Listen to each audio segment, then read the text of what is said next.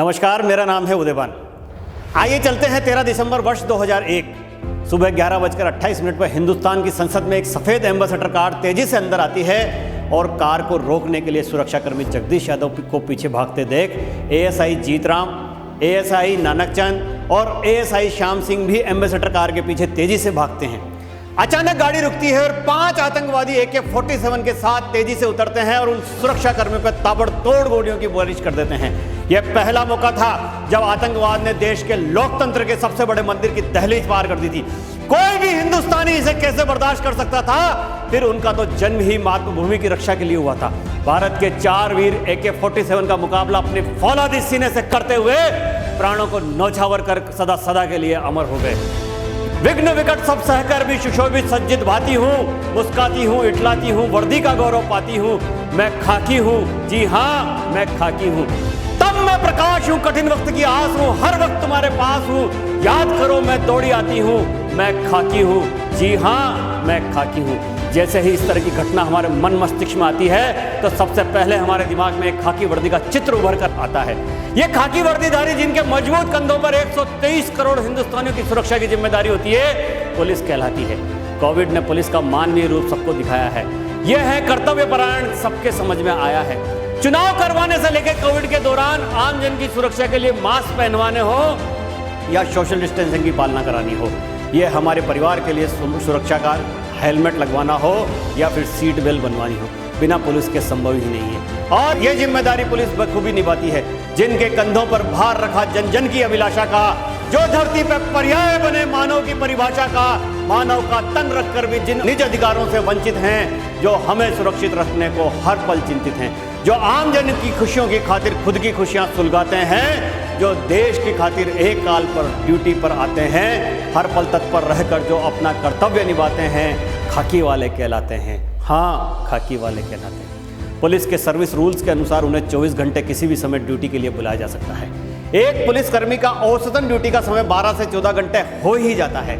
पड़ोसी राज्य में जाकर मुलजिम को कैसे पकड़ते हैं, ये केवल एक पुलिसकर्मी ही समझ सकता है। एक पुलिसकर्मी के अनुशासन का उदाहरण बड़ी आसानी से समझे जा सकते हैं। जब वो हथियार बंद होने के बावजूद भी कश्मीर में पत्थरबाजों से प्रतिपादित होते रहता है, जन आंदोलन के दौरान जनता के आक्रोश को मूक बनकर झेलता रहता है, यही अनुशासन कहलाता है। अंतर्राष्ट्रीय मापदंड के अनुसार 1 लाख लोगों पर 222 पुलिसकर्मी होने चाहिए। भारत में ये स्वीकृतियां 182 है, जबकि वास्तव में ये 140 के लगभग ही है। एक पुलिसकर्मी ही होता है जो त्योहारों के समय नगरों महानगरों के व्यस्ततम बाजारों की व्यवस्थाएं संभालते हुए डबल ड्यूटी करता है, ताकि आम जन छुट्टियों का आनंद लेते हुए उल्लास के साथ त्योहार मना सके। पुलिस बनना कोई आसान काम नहीं है जनाब, सारे सपने दिल में दफनाने होते हैं। पुलिस के 24 घंटे बड़े अनुशासन के साथ ड्यूटी का ही परिणाम होता है कि हम 8 घंटे की नींद चैन से ले पाते हैं। इसमें खास बात ये होती है कि ये वीकेंड भी नहीं मनाते हैं। रात होते ही पूरी दुनिया सो जाती है, बस पुलिस ही जागती है। जनता के सुखचैन के लिए वो अपना सुखचैन त्यागती है। अपराधियों के आधुनिक संसाधनों पर सीमित संसाधनों से जीत पा लेना पुलिस की विशिष्ट से कार्यप्रणाली से ही संभव होता है। साइबर क्राइम से लेकर ब्रांड मर्डर तक, आम अपराध से लेकर आतंकवाद तक, चाहे तस्करी हो या डकैती, क्राइम करने वाले चाहे कितना ही दिमाग लगा ले, पुलिस उसे अपनी सूझबूझ से सुलझा ही लेती है और अपराधियों को उनके कुकृत्य के लिए उचित दंड भी दिलवाती है।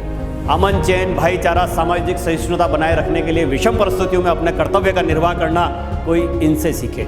21 अक्टूबर 1959 को भारत चीन सीमा पर लद्दाख की बर्फीली ऊंचाइयों के बीच केंद्रीय रिजर्व पुलिस की एक छोटी टुकड़ी पर चीन के आक्रमणकारियों ने अचानक हमला बोल दिया और देश की सीमा की रक्षा के लिए तैनात पुलिस के 11 बहादुर जवानों ने अंतिम सांस तक लड़ते लड़ते अपने प्राणों की आहुति दे दी।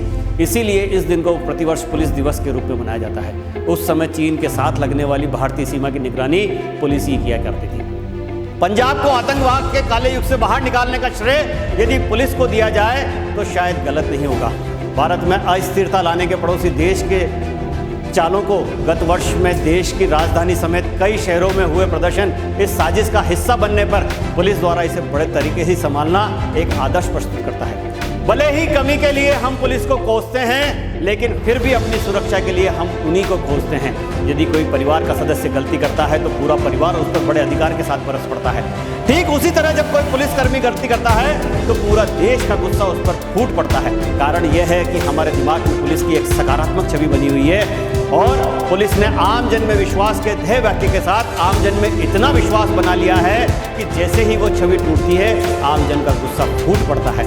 यह एक अनुशासित पुलिसकर्मी ही होता है जो अपने साथी की गलती की सजा के रूप में आम जन के तानों को सहता रहता है। देश की आज़ादी के बाद अब तक 35,000 से अधिक पुलिसकर्मी देश के लिए बलिदान दे अमर हो चुके हैं, चाहे वो दिल्ली के, मुंबई के सीरियल ब्लास्ट हो, अक्षरधाम के आतंकवादी हमले हो, ट्रेन धमाके हो या पिंक सिटी के धमाके हो। मैं हूं पुलिस, जी हाँ मैं हूं पुलिस। मैं संकट के समय आपके काम आऊंगा, मुझे याद करना, तूफानी बारिश में भी आपके लिए घर बार छोड़ आऊंगा। हमारी जान है खाकी, हमारी शान है खाकी, वतन के वीरों का सम्मान है खाकी, हमारा मान है खाकी, हमारा अभिमान है खाकी, वतन के दुश्मनों के लिए शमशान है खाकी। रात को आंखों में नींद नहीं न दिल में है करार, मुझे मोहब्बत है खाकी से मेरे यार। आम जन के लिए वादे को तोड़ आया हूँ, आपके लिए अपनों को रोता छोड़ आया हूँ। अंत में पुलिस के बहादुर जवानों के साहस, संयम और संकल्प को प्रणाम करता हूँ। जय